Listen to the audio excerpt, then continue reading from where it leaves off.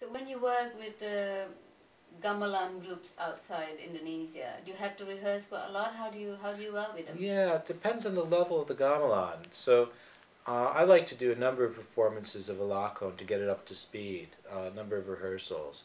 But sometimes when I work with the South Bank, for example, I might do two rehearsals, short rehearsals with the musical director, just the two of us working through the lakon, trying to set the pieces, uh, internalizing the dialogue and the structure, and maybe just one rehearsal with the full gamelan group. And in that rehearsal, we might not even do a full run through. We might just pull out the scenes which are the more difficult ones. For So whatever that reason. means they are in a good level? Yeah, the South Bank has done a lot of wayang over the years, and they're very, very talented players. For other gamelan, there's a much more intense rehearsal, which is necessary. That it depends on the styles, because I work in a few different styles. I've worked with solo style. I've worked with contemporary groups.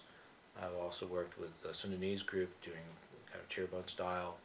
Sunda and Cirebon are fairly close. So it depends on the group. Do you need to teach them gamelan when you rehearse with them? No, generally I work with somebody who is a musical director, and generally there's also the kendama player as well. It's difficult. It is possible to teach a gamelan group and then be the dalang for them. But that is a longer process. It involves being with a group for months at a time. The cues and signals themselves are quite a feat for beginning musicians to learn. To be able to know when to start, to stop, to get slower, faster, softer, louder. And it requires, because a lot of musicians in this country are working from notation, that oftentimes their ears aren't open to these things. So it does take some training for the musicians to do that. And again, my time is limited as a university lecturer, so I prefer to go into a group which has already had some experience. Or in the case of Nagamas, that I was part of the musical group and was playing gamelan and sometimes being the dalang as the group was learning. You have been doing workshops, Yeah. teaching wayang and teaching gamelan. Yeah. Could you tell us your experience teaching wayang? Yeah, and I've done workshops at various levels, for adult puppeteers to children at the primary school level. And generally I find that it's a wonderful thing for all these different levels. Typically I work with one or two or more gamelan musicians.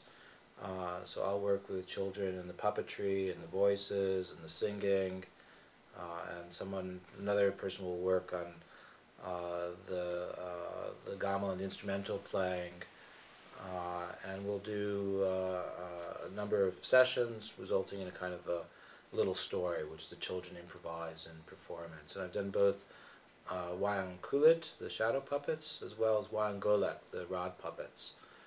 The rod puppets in some ways are a little bit easier for children to learn how to do.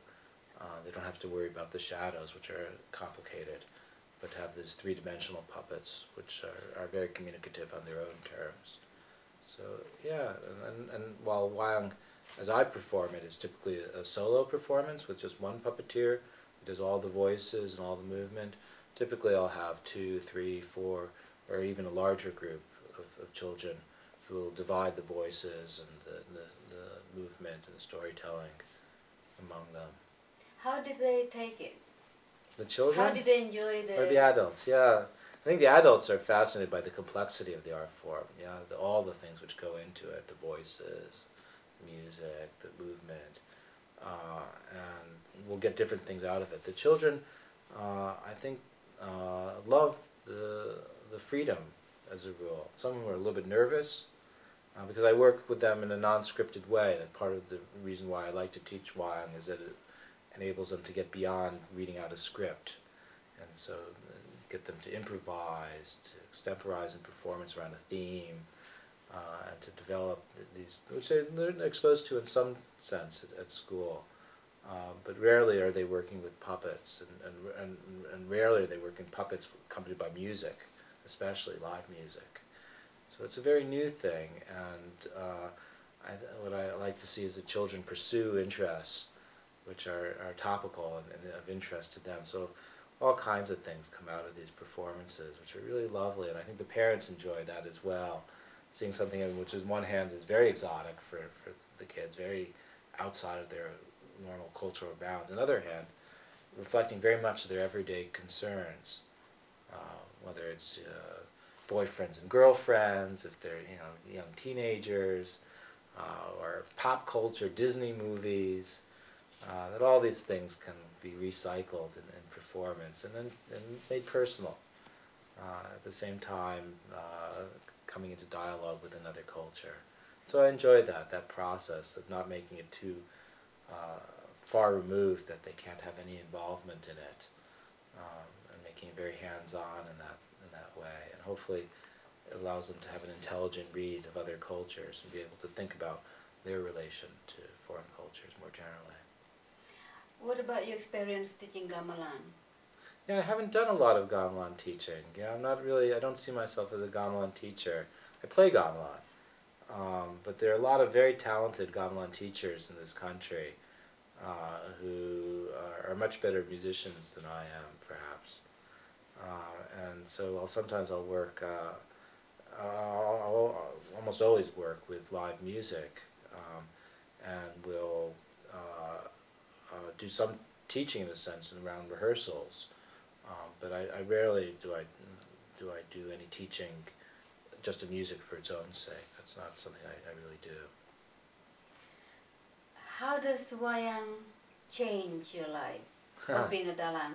How does being a dalang change my life? Well, one thing is I have a daughter who also likes wayang a lot. That's good. So it makes a special relationship between a father and a daughter that we She's share. your assistant, isn't she? She is my assistant. She loves performing, and she loves assisting, and sometimes she performs as well. When we were in Jogja in 2009, she learned wayang kancil, which is an animal wayang, telling animal fables.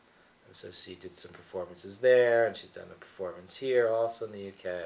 And she's just been invited to work with a youth gamelan, which has just started off, to do a longer animal fable. So that's really lovely. It's something we can share. But I think the mythologies of wayang. I've always been interested in mythology. I've kind of colonized my own imagination, and I think in wayang terms. To the point, of course, that I named my daughter after a wayang character, her middle name, which I'm not going to say because she doesn't like other people to know. But it's a wayang character. And so this is very much my world. It's something which I wasn't born into, but I feel very closely within the world of wayang. The stories are very present in my imagination. How does wayang fit in the British society? Yeah, it's a good question, isn't it? Yeah. I've been looking at the very oldest puppets in the UK very recently, puppets in the British Museum, which were collected by T.S. Raffles and his colonial administrators. This is when Raffles was Lieutenant Governor of the island of Java. And these are puppets which are more than 200 years old. And they're beautiful puppets from all over the island of Java.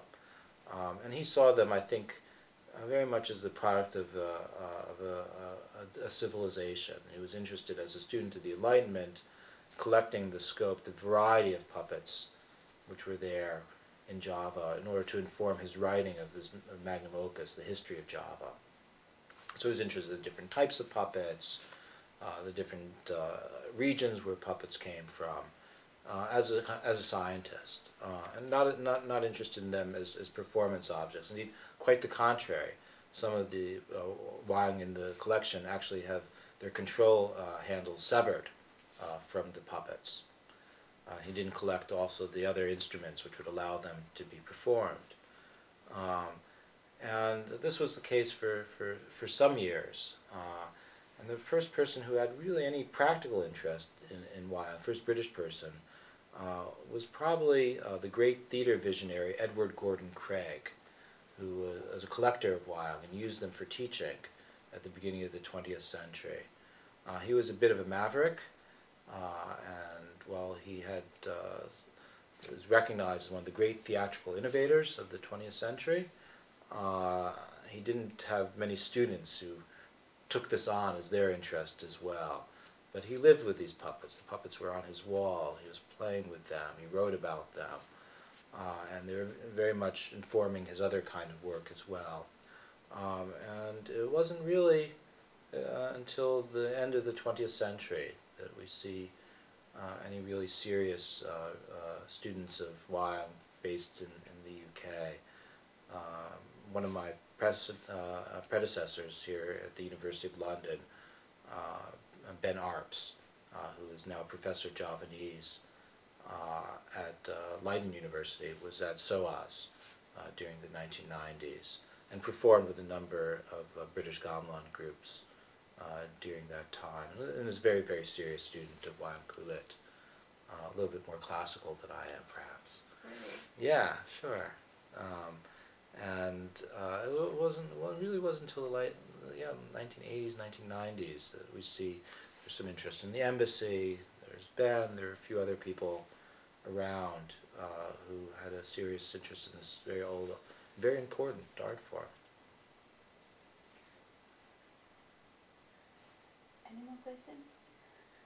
Would you like to add something, a suggestion?